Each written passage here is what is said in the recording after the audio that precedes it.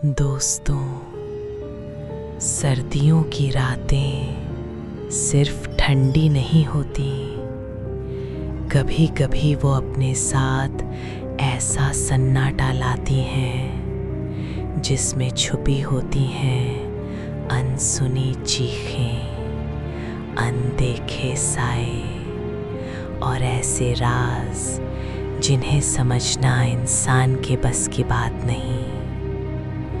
क्या आपने कभी घने कोहरे में सफ़र किया है, जहाँ सामने सिर्फ सफ़ेद धुंध हो, जहाँ हेडलाइट की रोशनी भी कुछ मीटर आगे जाकर हार मान जाए, जहाँ सड़क सुनसान हो और आपको महसूस हो कि आप अकेले नहीं हैं।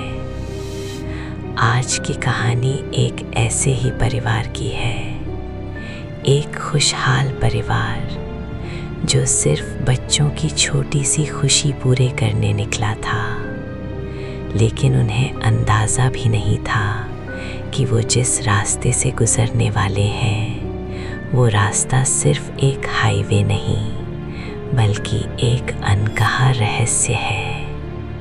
एक माँ, दो मासूम बच्चे, घना कोहरा और सुनसान हाईवे। कहते हैं कुछ रास्तों पर हादसे नहीं होते, उन्हें करवाया जाता है। उस रात भी कुछ ऐसा ही हुआ। पहले एक अजीब सी साइकिल जो बार बार रास्ते में आ जाती थी, फिर एक लंबा काला साया जो कोहरे के बीच खड़ा था, और फिर कार के अंदर से आई एक डरावनी आवाज़, इस कोहरे में कोई नहीं बचेगा। क्या वो सिर्फ भ्रम था या सच में उस सुनसान हाईवे पर कोई साया भटक रहा था? पुलिस की रिपोर्ट कहती है वहाँ कोई नहीं था, लेकिन उस माँ की आंखें आज भी कहती हैं वहाँ कोई था जो उन्हें देख रहा था, जो इंतज़ार कर रहा था।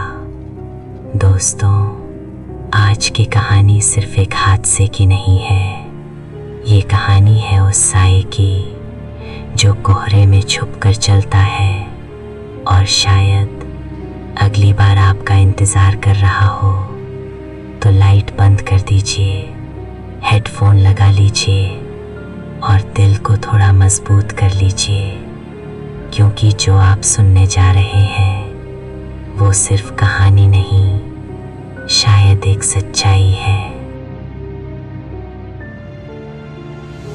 कृपया सब्सक्राइब करें और हॉरर मनोरंजक वीडियो देखें। दोस्तों, हम अपने चैनल पर बहुत मेहनत से वीडियो बना रहे हैं। हमें आपके सहयोग की बहुत आवश्यकता है। आप एक लाइक करेंगे और छोटा सा ही सही एक कमेंट ज़रूर करेंगे, तभी हमारे वीडियो को YouTube पर अच्छी रीच मिलेगी। तो कृपया लाइक, कमेंट और चैनल को सब्सक्राइब ज़रूर करें। धन्यवाद। दोस्तों, आज की हमारी कहानी एक सच्ची घटना से प्रेरित है।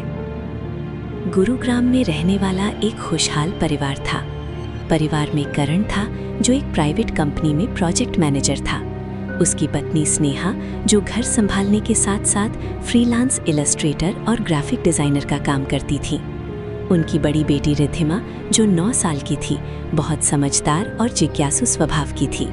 छोटा बेटा युवान जो 6 साल का था, बेहद चंचल और सबका लाडला था।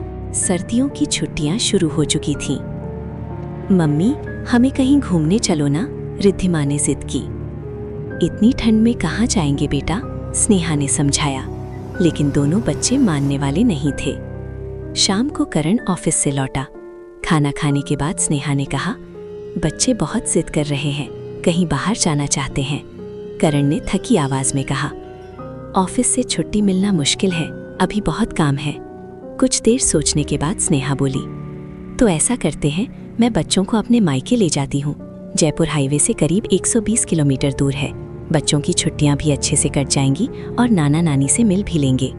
करण ने थोड़ा हिचकिचाते हुए कहा, ड्राइव संभाल कर करना, सर्दियों में हाईवे पर कोहरा बहुत होता है, अगले दिन स्नेहा बच्चों को लेकर निकल पड़ी। सफर आराम से बीता और वे शाम तक गांव पहुंच गए। बच्चे बहुत खुश थे। खेत, खुला आंगन, अलाव की गर्माहट, सब कुछ उन्हें अच्छा लग रहा था। वापसी से एक रात पहले रिद्धिमा ने नानी से कहा, नानी, आपने इस बार हमें एक भी भूतों की कहानी नहीं सुनाई। नानी हंस पड़ी। ठीक है, आज एक कहानी सुनाती हूँ, लेकिन डरना मत। उन्होंने एक कोहरे भरी रात की कहानी सुनाई, एक बच्चे की जो अपने पिता को ढूंढते ढूंढते एक पुराने बरगद के पेड़ के नीचे पहुंच गया और वहां पेड़ की डाली पर बैठी एक परछाई उससे बात करने लगी। कहानी सुनकर युवान डर गया। रात भर वह माँ से चिपका रहा।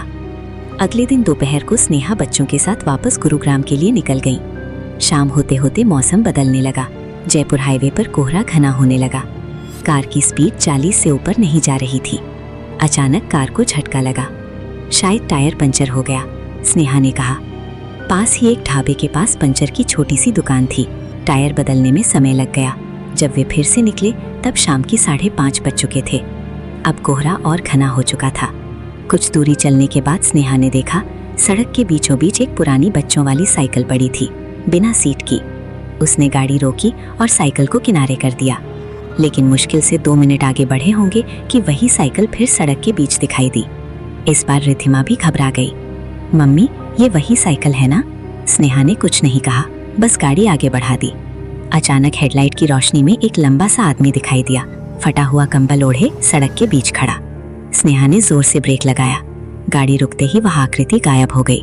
सिर्फ कोहरा और सन्नाटा। युवान रोने लगा। मम्मी, वो अंकल कहाँ गए? कोई नहीं था बेटा, बस धुंध का धोखा, स्नेहा ने खुद को संभालते हुए कहा।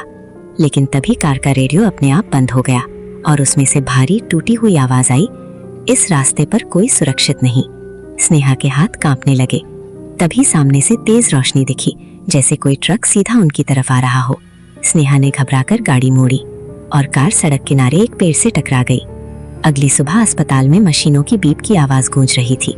करण बाहर बेचैन खड़ा था। डॉक्टर ने कहा, सब खतरे से बाहर हैं, लेकिन आपकी बेटी को गहरी चोट लगी थी, अब हालत स्थिर है। जब स्नेहा को होश आया, उसने धीमी आवाज में कहा, करण, वहां कोई था, वो आदमी, वो साया। लेकिन पुलिस की रिपोर्ट में लिखा था, कोई दूसरी गाड़ी नहीं थी, कोई ट्रक नहीं था। सड़क पर सिर्फ उनकी कार के टायर के निशान थे। कुछ दिनों बाद सब ठीक हो गया, लेकिन स्नेहा आज भी उस कोहरे को नहीं भूल पाई। उसे यकीन था, वो कोई इंसान नहीं था, वो उस सुनसान हाईवे की परछाई थी। दोस्तों, सर्दियों का कोहरा सिर्फ मौसम नहीं होता, कभी कभी वो उन रहस्यों को छुपा लेता है जिन्हें समझ पाना इंसान के बस में नहीं। याद रखिए, हर सुनसान सड़क की अपनी कहानी होती है और हर कोहरे के पीछे छुपा होता है एक साया। अगर आपको ये कहानी पसंद आई हो तो वीडियो को लाइक जरूर करें। कमेंट में बताइए कि आपको कहानी कैसी लगी। और अगर आपने अभी तक हमारे चैनल को सब्सक्राइब नहीं किया है तो जरूर कर लीजिए। आपका एक लाइक और एक कमेंट हमें और भी डरावनी कहानियां लाने की हिम्मत देता है। धन्यवाद।